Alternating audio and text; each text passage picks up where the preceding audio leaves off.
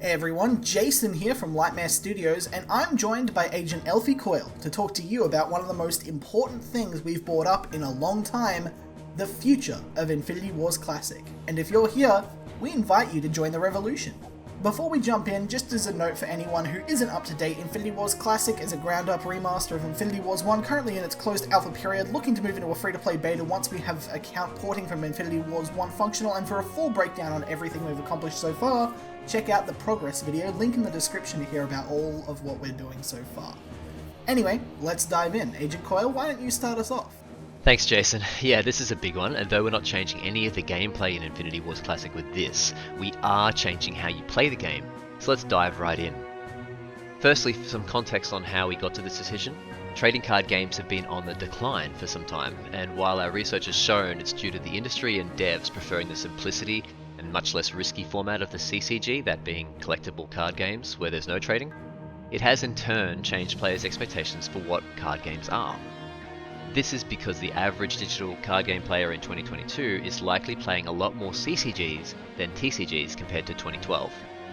Additionally, in 2012, fully animated cards was a revolutionary concept, and simultaneous turns put us on the map. However, the iron was much hotter in those days, and beating the same metal 10 years later is much less impressive. Being the first digital card game to launch with fully animated artwork is nice, but if many card games these days have animated artwork, then this is far less impactful as it was before. With the Patreon campaign's success, we've been able to dedicate more of our time to giving our players what they clearly want to see more of. However, as much as we love our players, catering to our currently smaller player base may have quite limited success. And if we actually want to go big, to the point of eventually becoming a competing title against AAA-based developers like Blizzard, Riot Games, Wizards of the Coast and the like, then we need something revolutionary. When considering ways to make significant improvement to our model that could impact the genre, one of the most important factors we needed to have at the forefront of our thinking was to make sure that we do this with respect to the players who help us get to this point in the first place. The Pathfinders, the Cornerstones, the Navigators, the Engineers, whatever we worked on had to be a system that benefited those players just as much as whoever joined them. So we came up with the core pieces that could not be altered. Collection porting still needs to happen, giving players their old collections and shiny gold cards. Trading still needs to eventually be in the game. And obtaining cards needs to still be fun and engaging for new and endgame players. We would just proceed with these things in mind, however when looking at the long-term feasibility of Infinity Wars Classic, some bigger barriers and valid questions do come up. What is a realistic number of players we could conceivably see coming back? How many players could each of our existing players bring in with the given systems? How appealing or impactful is our title as it is, or even where we imagined it? By default, the Infinity Wars design has trading, simultaneous turns, commanders and zone-based combat, but is that enough to make new players want to play in today's market? Compared to the behemoth games we'd be competing against, do we have any form of ace up the sleeve to begin to actually compete with them? New players onboarding on the current system are doomed to fail against established collectors, and while better default decks can help that, it doesn't have to be all we do. Additionally, we can't keep receiving negative coverage and reviews from being a paid access title. We've done our best with our messaging, but people are still understandably confused that they can't log in and play a game that used to be free to play with all their collections. When looking at the larger, long-term concerns we were facing, there's few existing solutions currently available where we could glean from another developer's design choices, because in many ways nobody had really done this before.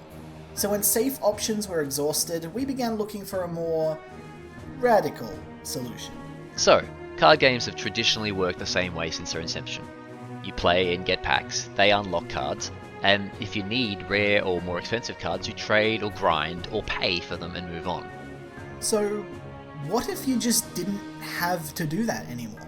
What if, after the completion of a basic tutorial and game onboarding, you have access to every card without even paying a cent? What if, instead of highlighting trading and grinding as a way to unlock cards just to play at an even level, it became a way to show off prestige, cosmetics, and just veteran status? A solution that managed to solve a lot of these problems, while untraditional, seems to be something bold enough to challenge convention, shake up the industry, and at the very least get people talking, all while providing more to the players, both old and new. So here's our proposed solution, the CTCG, or Complete Trading Card Game. New players have access to complete playsets of all cards across all sets, in the most basic of forms being a still grayscale image which you can see on screen. This means that even at the deck building stage, everybody is on an even playing field, and the only thing that determines who wins the match is the better player and deck builder. With this change, our focus for the trading aspect of the game can now be on collections and cosmetics. Players unpack and unbox the normal animated versions, so players can still slowly collect all of the cards that they want, they just won't be limited to not being able to play with them until they do so.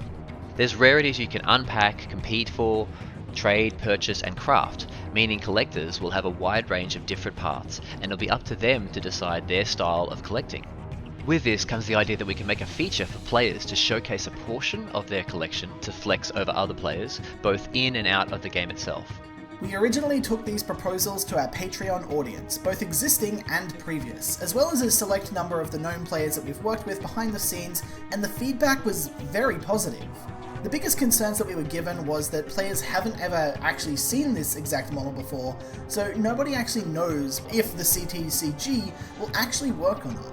So we'll be doing a lot with our messaging, monetization, marketing, and user acquisition to hopefully make things perform as best as they can.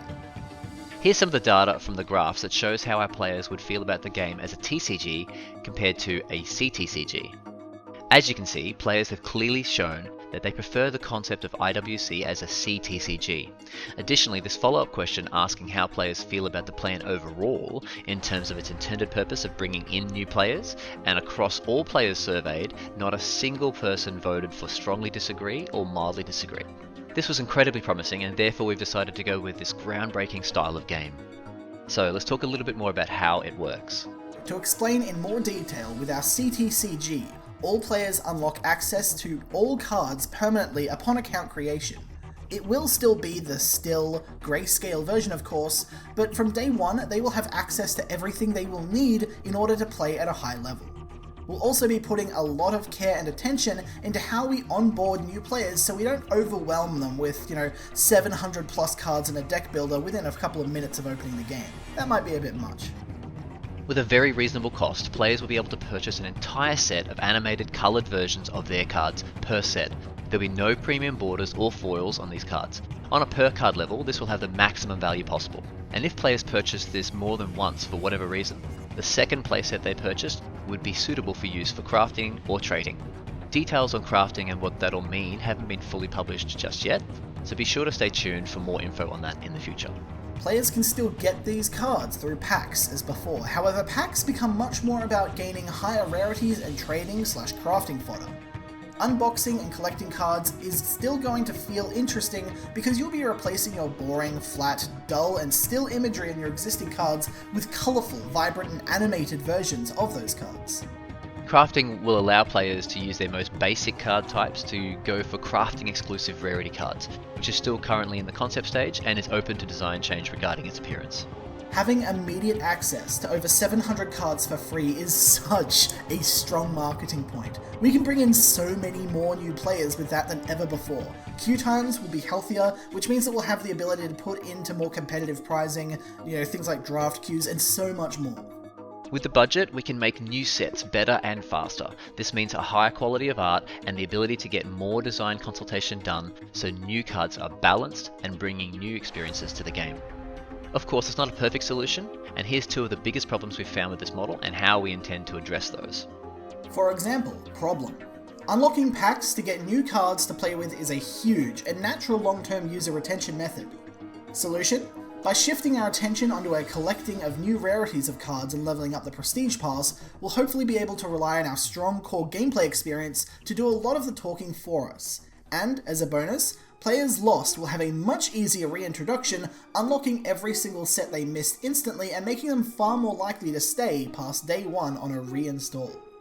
Problem: unlocking free versions of all cards and buying an entire set for a flat $25 or so devalues IW1's players' previous spending, playing, grinding and trading. The solution? Well, first off, it is somewhat true that it definitely devalues their base level cards, as their benefit wasn't cosmetic, it was granting them access to a piece of content that was otherwise unavailable.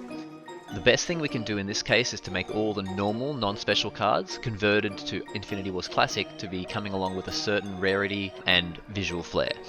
This will be something to trade with and flex on the new player base, since these cards will not be available in any other way besides coming across from the IW1 collection. And thanks to these changes, there should be a lot more active players to trade with. And just as a quick note, if you're watching this video shortly after its release, account transfers are still in the works, and if you want more information on the progress and processes that are being developed, you'd be best off asking around the Infinity Wars Discord server, but the shortest answer is yes, but not yet. Infinity Wars Classic is set to change the game completely once again, as we pioneer the CTCG model out to the world.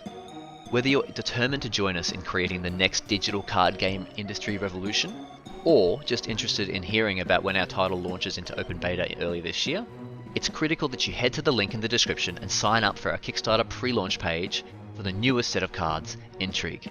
The game's free launch and Kickstarter launch are happening at the same time, so sign up and you won't miss out on being the first to jump into IWC's open beta, or even picking up an early bird exclusive Kickstarter backer reward.